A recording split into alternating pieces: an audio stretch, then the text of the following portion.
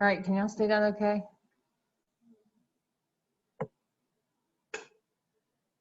Okay, what we are looking at in 3.1 and 3.2, well, let me back up.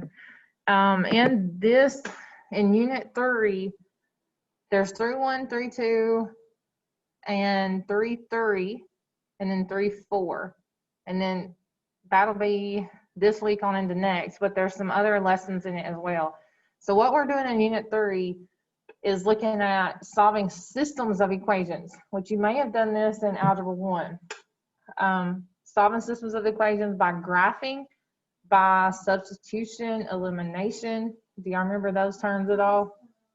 Okay, all right, hopefully it will. You may not remember how to do it, and then next lesson, we'll be looking at systems that have 3 variables. And that gets really fun because they're really long. Not really, but then we're looking at solving systems of inequalities by graphing them and finding where their overlapping shaded areas are. But for today, we're going to be looking at solving systems of equations that only have 2 variables, x and y, a and b, e and f, whatever variables they give you, by algebraically, substitution, elimination, or by graphing them. You in your Math Excel, they require you to graph some, and then they also require you to use algebraic method to solve it. Okay, what you need to know, you also have some questions in Math Excel. It's going to ask you if your system is what we call consistent or if it's inconsistent. If your system of equations has 1 solution, it's consistent. If it has no solution, you would say it's inconsistent. And also let me go back up. A solution to a system of equations is an ordered pair. So if you see in your directions, write your solution as an ordered pair. That's all they're wanting you to do. So if you have A and B, you'll write A's value first and B's value, and so on. X and Y, same thing. You're writing it as an ordered pair.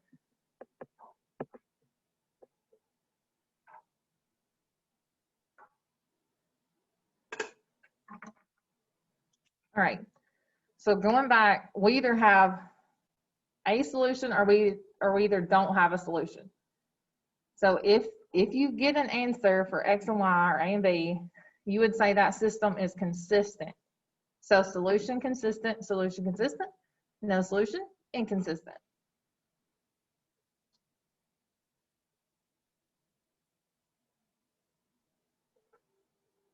If you're looking at these graphically, and I'm gonna go ahead and move down, but I'll go back up, but I just want to show you really quick. If you're looking at them graphically, 2 linear equations that have a solution, it will be the ordered pair where they intersect.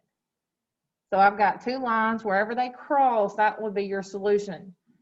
If you have lines lying on top of one another, then that's infinitely many solutions. So if you actually have the same exact line, then all real numbers will work, infinitely many. And then notice the only type of lines that are no solution are what type? Parallel. Of course, they never intersect, never meet. So that's the only type that you'll have no solution. All right, let me go back up and I'll come back down to that. And I'll give you time to write that down. All right, so going back up, there's 2 types. So what does consistent mean once again? Consistent means it will have a solution, and inconsistent, no solution.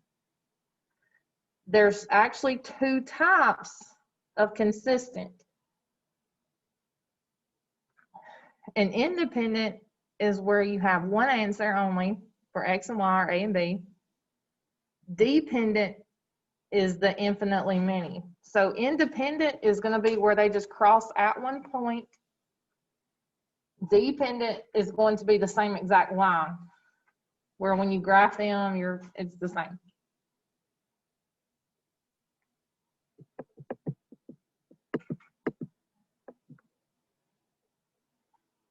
And then your parallel lines that never intersect, inconsistent, are no solution.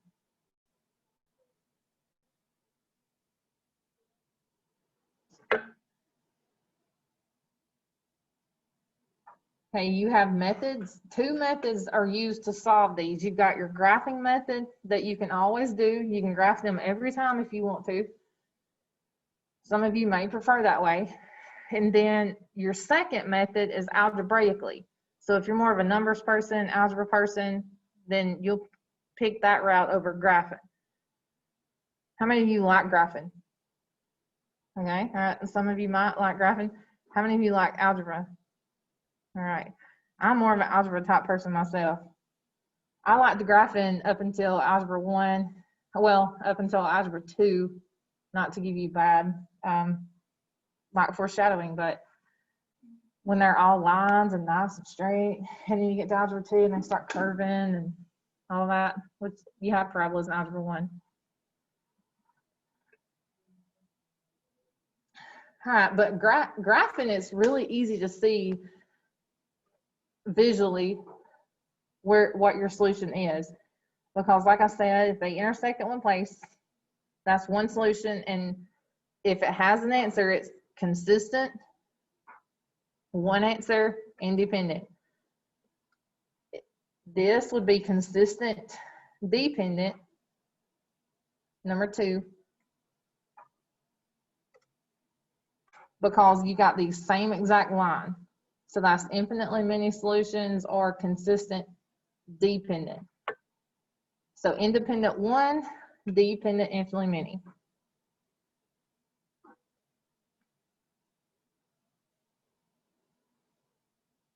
Have you guys heard any of that before?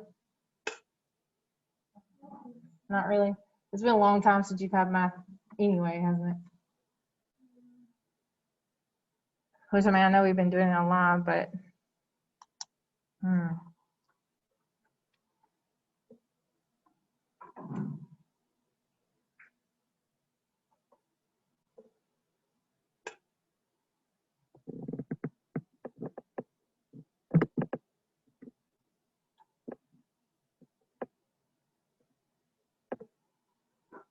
right, y'all good? Okay.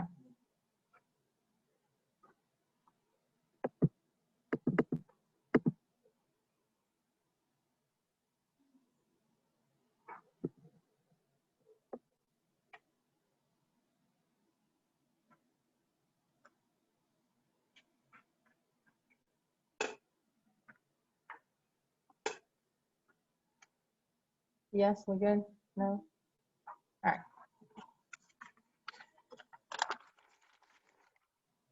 What? Yeah. Yes, no.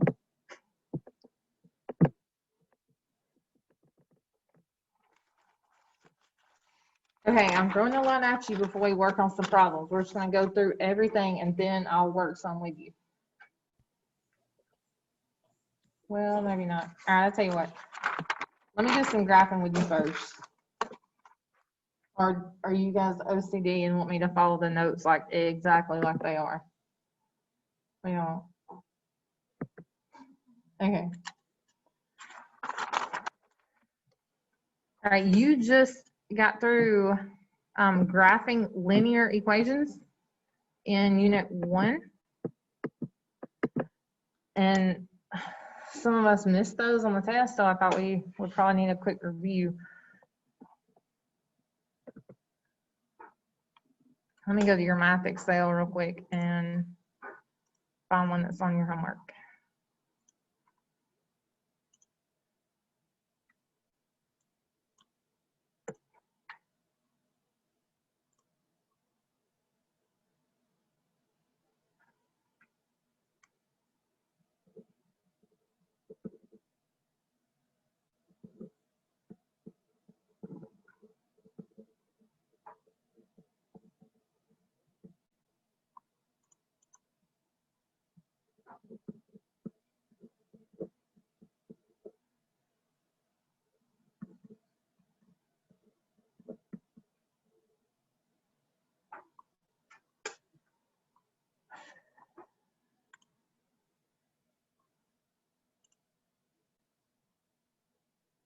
Okay, graph and solve the system, and we're going to write our answer as an ordered pair.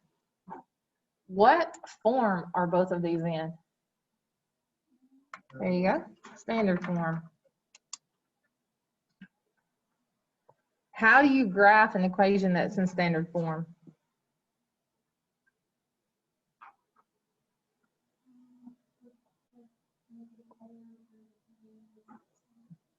Okay, you can use the slope and your y-intercept if you want to.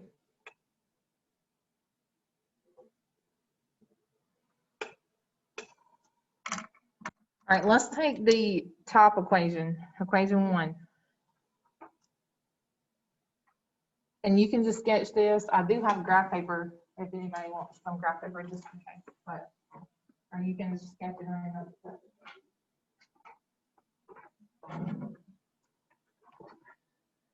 All right, on equation 1, you have 4x minus 2y equals 8. Do you remember the shortcut I told you for this? Instead of you having to change it to slope-intercept form, you can actually just find your x-intercept and your y-intercept and graph those. If you find your x-intercept, remember you just take your x term and set it equal to that number. So x-intercept here is 2. And your y-intercept is, what would be your y-intercept?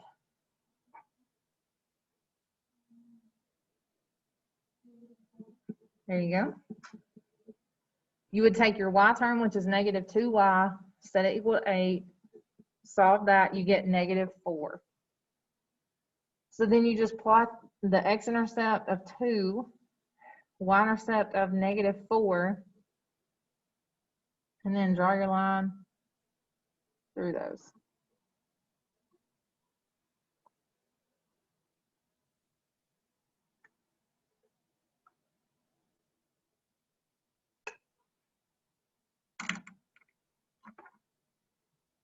You really, once you really get familiar with this method, you don't really have to do any work. I mean, you can look at it and see, like, tell me what your x-intercept would be for this graph. Good. So I would have a point on the x-axis at 2, and then my y-intercept would be what? 3.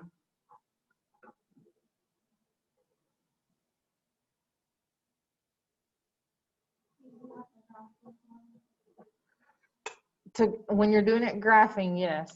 Yeah, graph both lines, and then the point where they intersect is the solution. So what point are they intersecting at? At 2. How would you write that as an ordered pair? There you go. So 2, 0 is your answer. Just to go back and review, is that consistent or inconsistent? Good. It does have an answer. It's consistent, and more specifically, is it independent or dependent? Did it have one answer or did it have infinitely many? Good. It's independent because it had one. So consistent and dependent. It will ask you that. Some problems will just say, what's your answer? Other problems are going to say, is the system consistent, inconsistent, all of that. All right, how do y'all feel about that? Okay. And then if it gives it to you in slope-intercept form, just graph both lines. If you actually ended up graphing the same line, what would you call that? Good, infinitely many, and that would be consistent, dependent. And if they're parallel, what's a quick way you could tell if they're parallel without doing anything?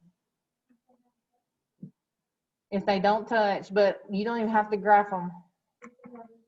There you go. What would my slope be for this line? Do you remember that shortcut off? Good, negative. It would be negative 4. You do the opposite of that number over negative 2. So my slope here would be positive 2, negative 4 over negative 2. And then my slope for the purple line would be what?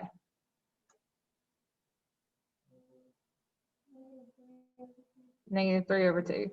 So those are not the same, so you know you have to keep going. But that's a quick way you can check, hey, do I have parallel lines? Let me check slope. Okay, so let's move on with algebraic. Let me go back to page 2 on your notes.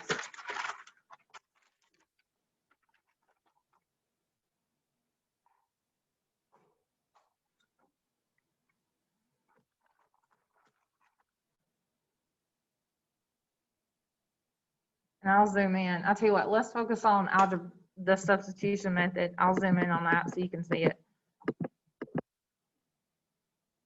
And then we'll look at what you need to write down for elimination. Can y'all see that okay? Or do I need to zoom in more? All right, for algebraically, your first method is called substitution.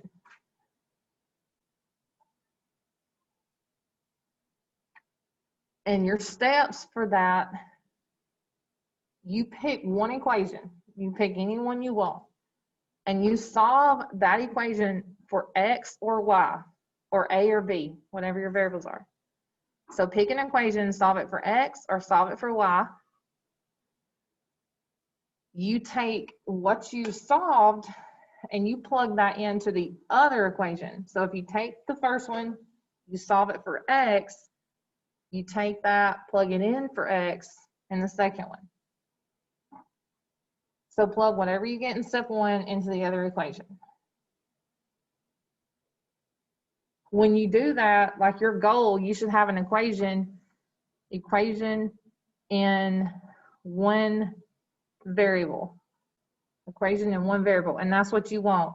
You can't solve an equation that has both X and Y in it.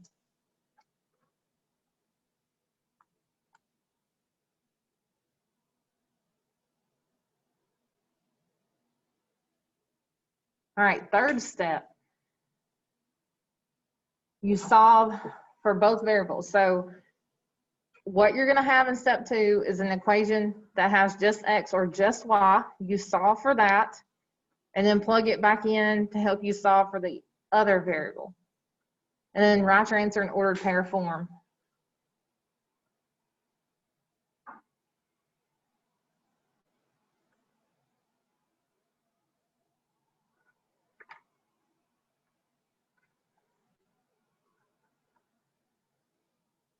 All right, y'all ready to move to elimination? Okay, for elimination,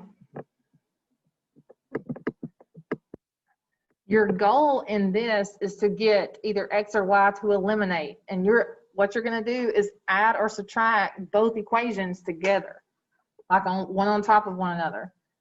So goal, you want one variable canceled.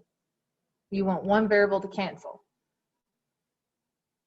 You may actually have to multiply through an equation to get the terms to cancel, and that it'll make sense to you in a minute when we do some. So you may multiply one or both equations by numbers that will make the X's cancel or the Y's cancel.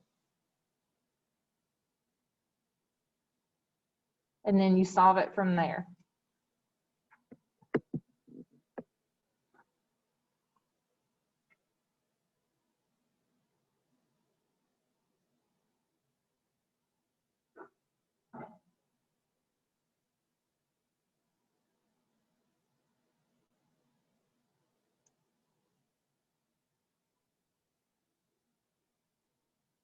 All right, y'all let me know when you're good on that.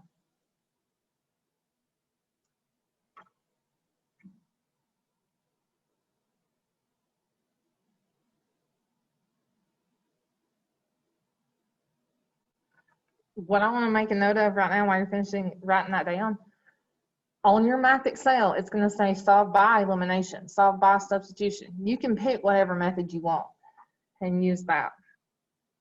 And that's what I'm telling you here in the middle of your notes. Also in the middle, I'm not going to make you do this. This is something I tried in the past and I didn't see any benefit to it. It said if you obtain infinitely many solutions to write your answer like this, but I'm not going to make you do that. So you really can ignore that note. Okay, let's work some. I'll work that one that's already worked in your notes.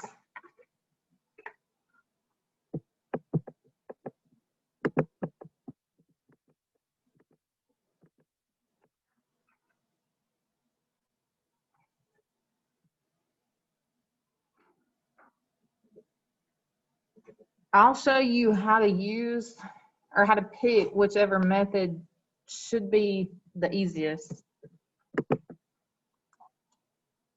So we got 4x minus y equals 29. 5x plus 7y equals 28.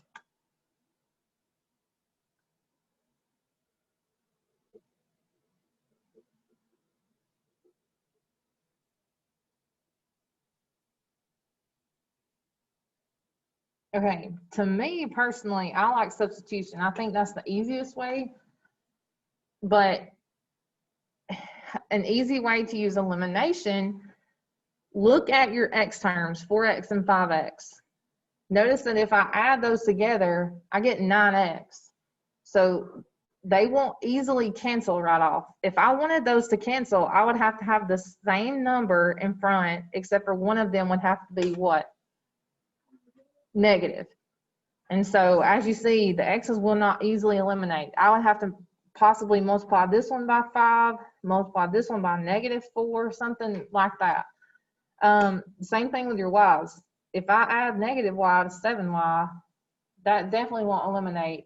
I could multiply this top equation by what number that would make those eliminate?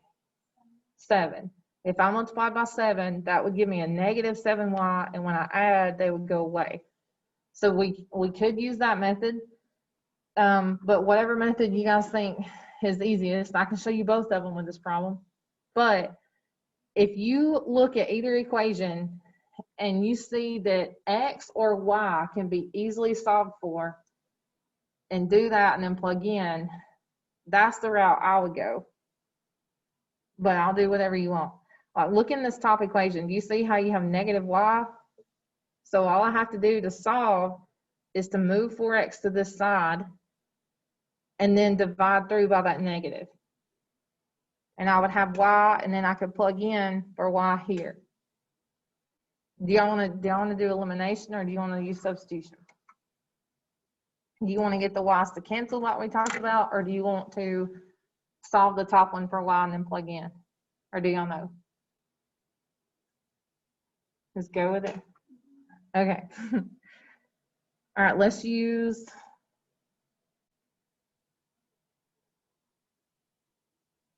substitution in your notes. So we're going to solve the top. You don't have to write all this down. I'm just doing it. So I'll take a picture of this so you'll know later. Solve top for y.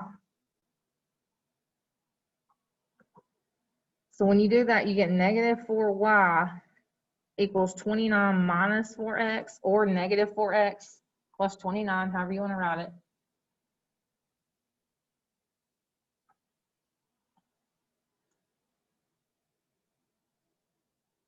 And then finally, what do you get when you divide through by the negative?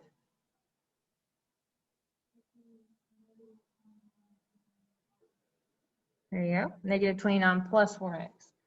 So we solved the top equation, equation 1, for y.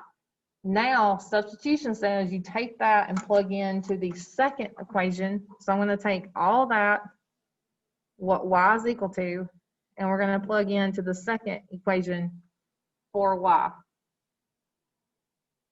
So are y'all following me so far? Okay. All right, so here we go. So plug into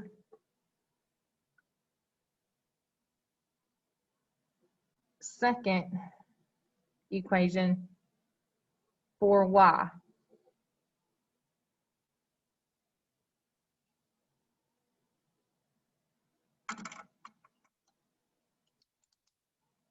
So I have 5x plus 7 What are you plugging in for y here? Good, negative 29 plus 4x.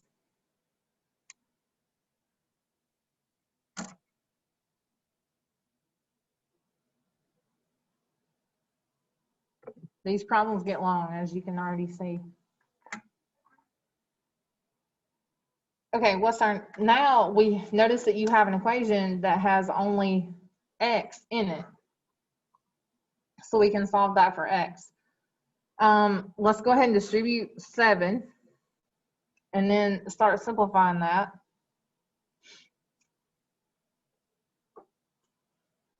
So 5x, and then this will make 3,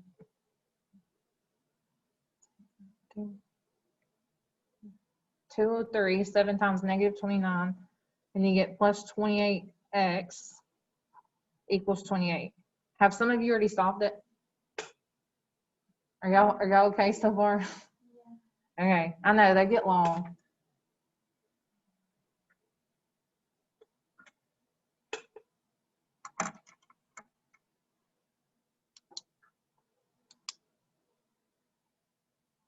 Okay, let's combine like terms. So 5x, 28x, that gives you 33x. Can I go ahead and add 203 to the other side? Are y'all okay with that? All right, so 203 plus 28, that's going to give you 231. And then divide by 33, x equals 7.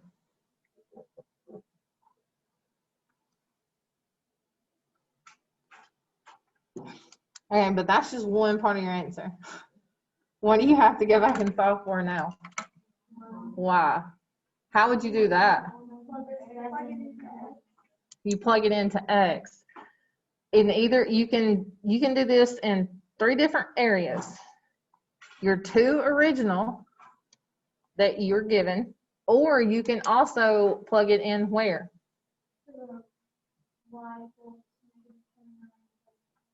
Exactly. And if I were you, that would be the easiest route to go, because notice that y is already solved for. So if I take that and plug in, I get negative 29 plus 4 times 7. Negative 29 plus 28, negative 1.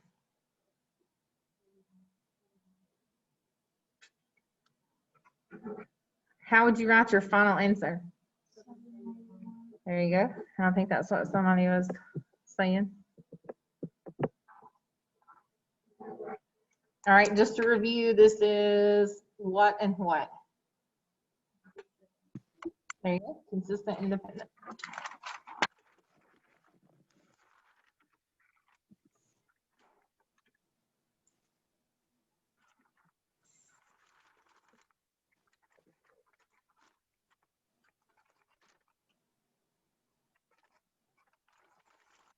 We'll look at an elimination problem.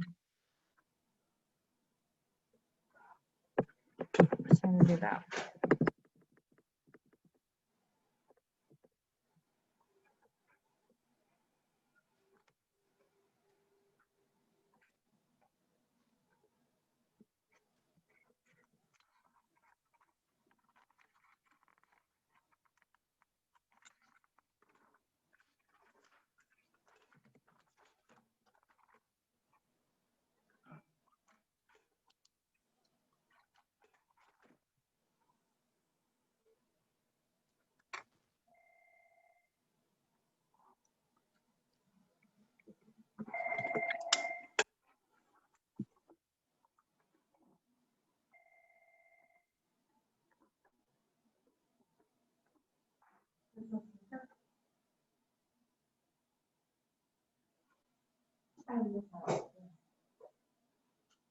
Yeah.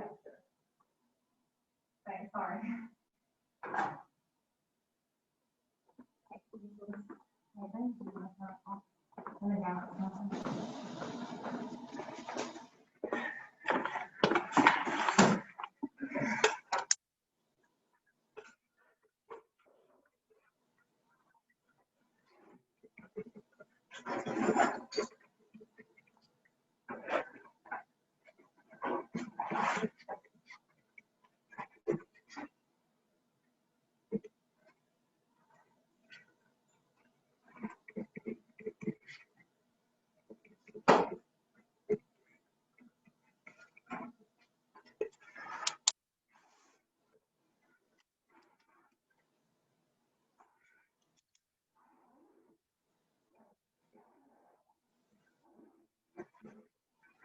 All right, let's look at this system. You have 6x minus 5y equals 1. And then the bottom equation, negative 12x plus 10y equals negative 2. Can anybody see anything special about those? 6 and 12. Oh, yeah. All right, good. Good. That's, if you will always double check when you're solving systems, the bottom equation is, of course, a multiple of the top equation. And then what else? And then the only difference is what? Their signs.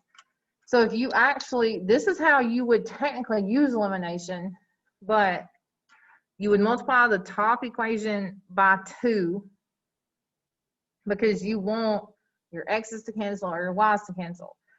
And you have to multiply the entire equation by whatever value you choose. So distribute 2 to everything, and your new equation becomes 12x minus 10y equals 2. And if you bring over your bottom equation exactly as it is and add it, so I get plus negative 12x plus 10y equals negative 2, you add them vertically or by column. So 12x minus 12x, that goes away.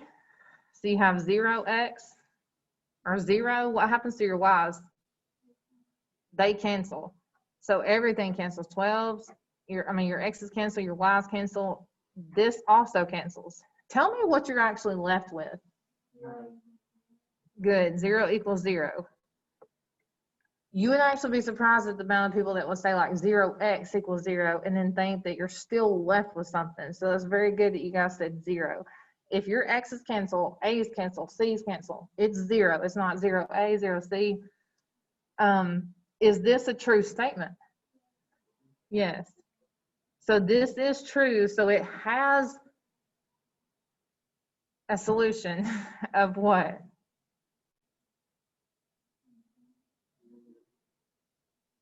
No, you don't, like your variables canceled. Do y'all remember? There you go. I was gonna say, do you remember, I think it was back in unit 1, when your variables would cancel and you're left with a true statement, infinitely many. Or what do you call that?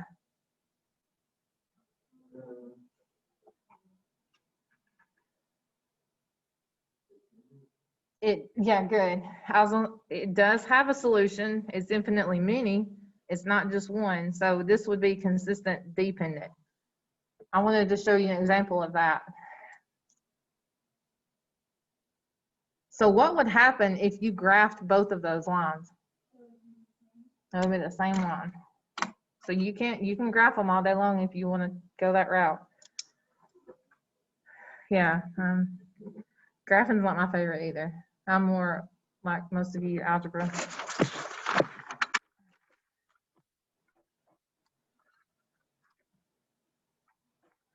Okay, really quick. What do you think if you got inconsistent? What do you think your answer would look like? It would be the same, like it would be the same case. Your variables will cancel off, but you would be left with like 0 equals 2. You'd be left with a false statement. And that would be for parallel lines. Okay. All right. I know the next thing we're gonna look at, everybody's favorite thing, word problems. Yeah, yay. I'll do the one that I assigned you that's in your homework. So let me bring that up really quick.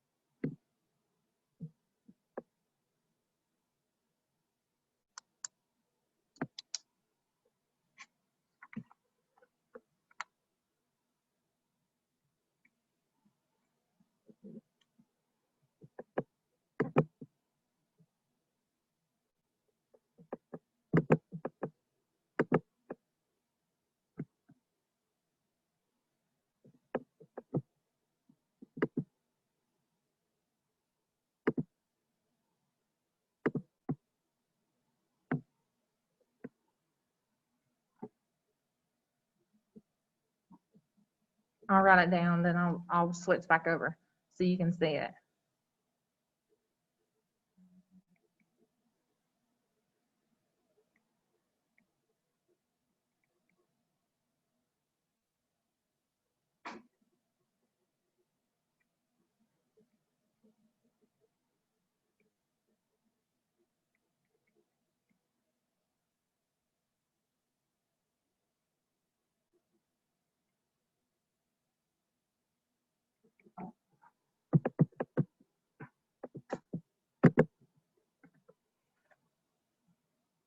Okay, this is just like the one that I gave you in Math Excel.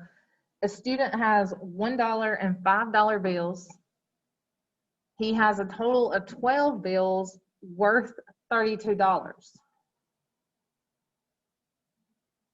And they want to know how many of each type does he have.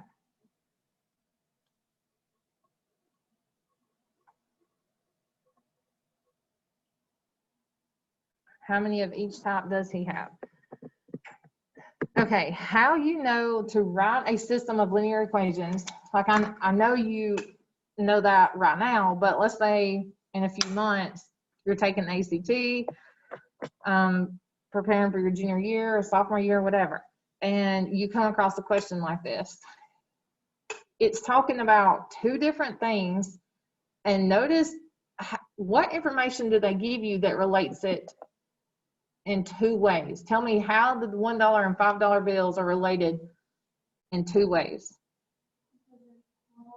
Good, there's 12 bills together, and then what's the other information they give you about them? Good, that they're worth $32.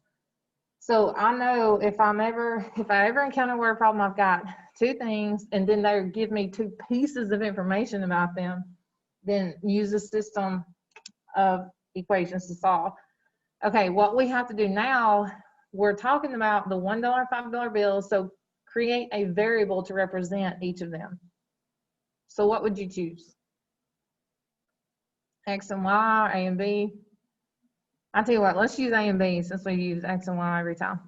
So we'll say that A is your $1 bills and B is your $5.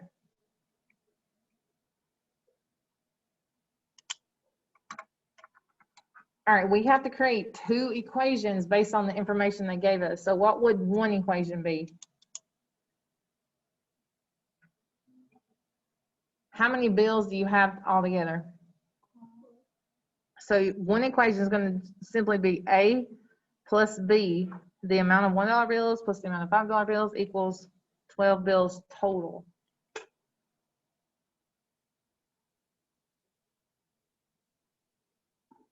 The other equation is going to relate their value. So since A was a $1 bill, then 1 times A is just A. How would you relate B? You've got, good, there you go, A plus 5B equals 32. Is everybody okay so far? Okay, now to solve the system, tell me what method you think would be the easiest.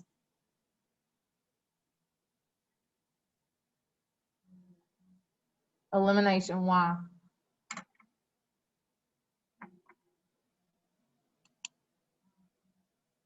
No, you got it. Well, look, you have A and A, so all you have to do is change the sign of one of them. All right, pick which equation you want to go through and change the sign because it don't matter. All right, let's do it. So we're going to use elimination, and we're choosing to really, the way you say it is multiply equation 1 by -1, but you don't have to say that, okay? I'm not going to require you to do that. I'm just putting that down for your reference. All right, what does equation 1 become? It becomes -A minus B equals -12. And then What do we do with the second equation? Nothing.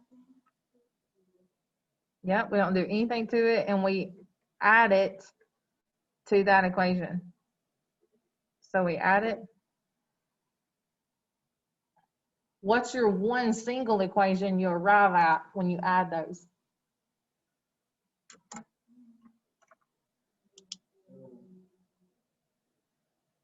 The A's cancel. You get 4b, because you got negative b plus 5b, which creates positive 4b, equals 20, because negative 12 plus 32, positive 20. So b is 5. Y'all okay? Hey, I love that y'all are talking to me. Like this morning for an hour, pre-cal just sit there and stared at me, so.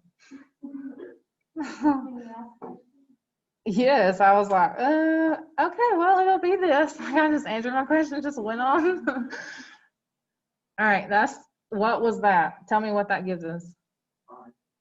Good. That's how many $5 bills we have. So, right, because we defined it here. But let's solve for A. So tell me which one you want to plug in to solve for A. Well, look, this is easy mental math. How many bills were there total? 12.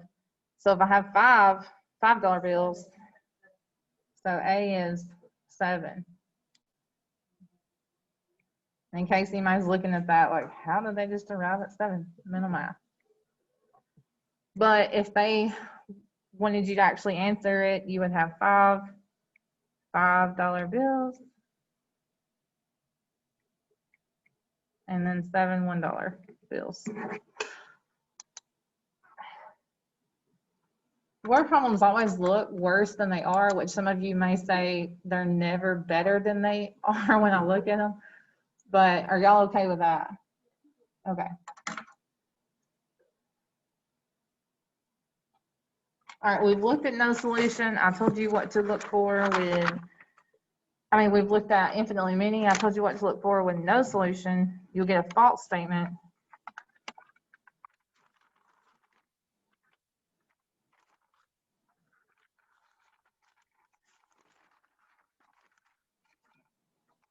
Okay. So I'm gonna stop here, and then you can sign on to your Math Excel and work on your 3132.